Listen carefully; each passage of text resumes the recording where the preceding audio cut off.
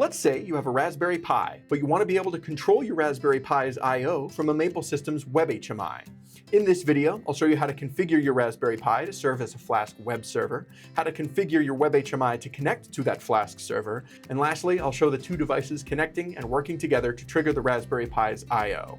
Hi, I'm Alex with Maple Systems, and welcome to another Maple Systems video training series.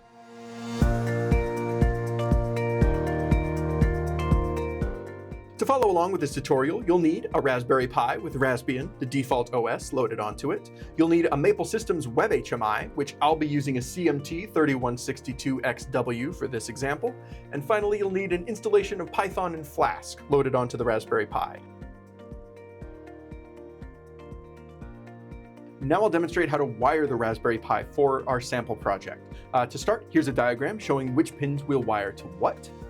And now, as you can see here, I have a breadboard set up with all of our switches and LEDs to set up across the gap and to create full circuits. And so speaking of circuits, I'll start by powering these two edges here. So I'm going to go ahead and put my negative lead into pin 6. And then I'll do the positive lead into pin 1. This will charge each far end of the breadboard so that we can jump across the middle gap with our various hardware and complete circuits as we need them. So now I'm going to go ahead and wire up these LEDs here. We'll start with our blue one here. We'll wire that guy up to 11.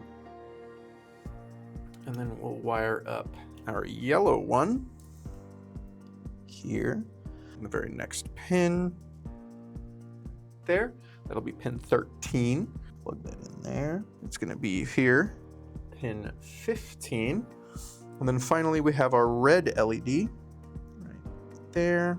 And that's going to be in pin 16, just across the way. Right there. So now we have all of our LEDs wired on the positive end through pins 16, 15, 13, and 11.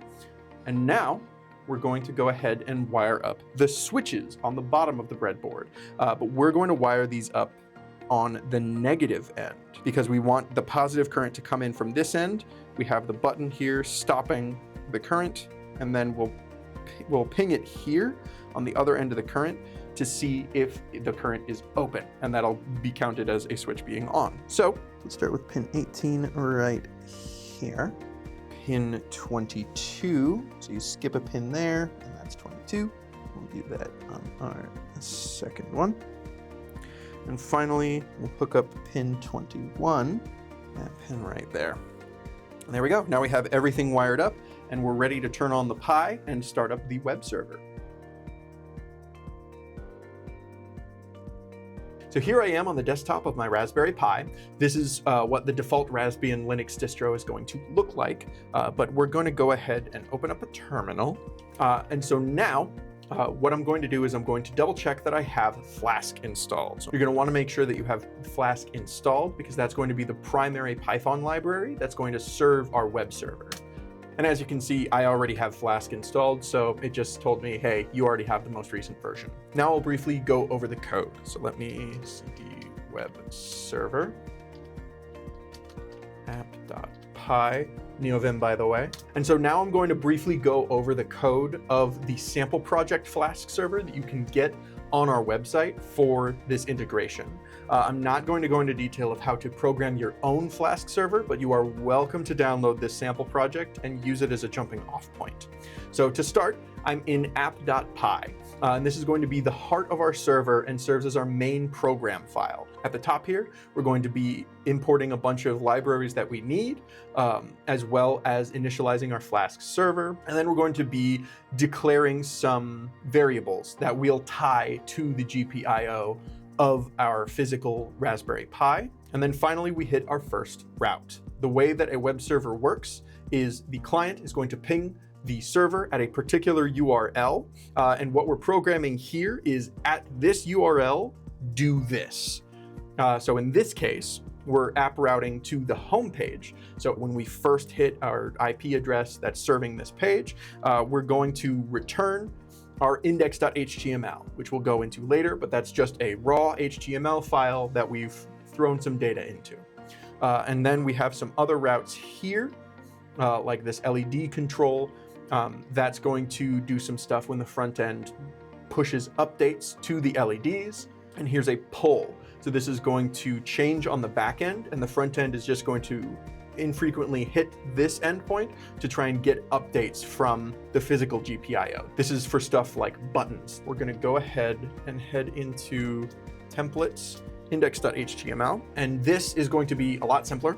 At the top here, we're just going to be declaring a bunch of styles, make it look pretty, basically. It's a lot of CSS. And then here's the actual HTML. This is going to create all of the web elements on our page that we're going to tie to LEDs and variables and whatnot. So this is just basic HTML. It's just building out the page. And then we have our JavaScript, which we're going to get all of our elements that are tied to our GPIO, like our switches and our LEDs and such. And then we have this function update LED, which is going to hit our Flask server. And that's going to tell it to update our LED with the values that we've changed them to on the front end. And then we have this function update page. This is just going to fire every second. And every time it fires, it's going to check the back end of the physical Raspberry Pi for any state updates that they need to push to the front end. If you'd like more information on the code here and what it's doing, I recommend checking out the written version of this tutorial on the Maple Systems website or via the link in the description. So I'm going to go ahead and set the IP address of my Raspberry Pi so that I know what to connect to from the Web HMI. And so the way we're going to do that is we're going to click up here, Advanced Options, Edit Connections, and I'm going to go for the wired connection. You can, of course, have it connect over Wi-Fi. Raspberry Pis have a Wi-Fi card built in, but we're going to go ahead and go into here, IPv4 settings. And as you can see, I've already set a static IP address and net mask. And normally you would set a gateway here just so you could access your Pi over the internet. I'm not going to be doing so for my tutorial, but just so you know, that would be how you would do that. So I'm going to go ahead and save there, close that, cd back into web server, and I'm going to do python app.py. And that will start our server at 192.168.255.132.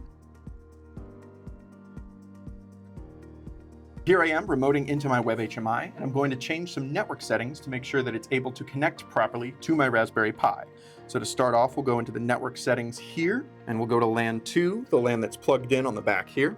And we'll make sure that the IP address is the same subnet as the Raspberry Pi, which in this case is 192.168.255, and then something different. The Raspberry Pi is set up on 132.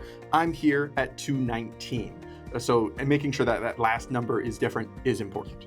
And then I'll go into these web browser settings, and I will change the default website to the same IP address as the Raspberry Pi. So 192.168.255.132, port 5000. This will make sure that the Web HMI is connecting to the Raspberry Pi. So I'm going to go ahead and hit the exit button at the top of the screen here, and that'll restart the Web HMI. And there we have it. So give me just 1 second to set up the camera on the Pi, and I'll meet you back here for the live demo.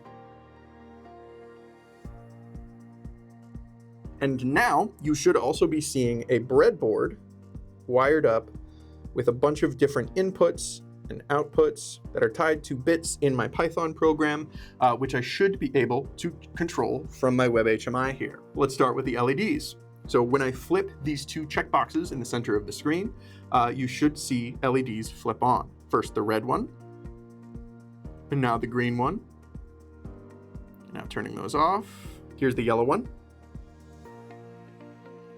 and here's the blue one. And now let's go to the left side of the screen where you see the switch inputs. I'm going to go ahead and change and click in switch 1. Within a second, it updates there on the front end.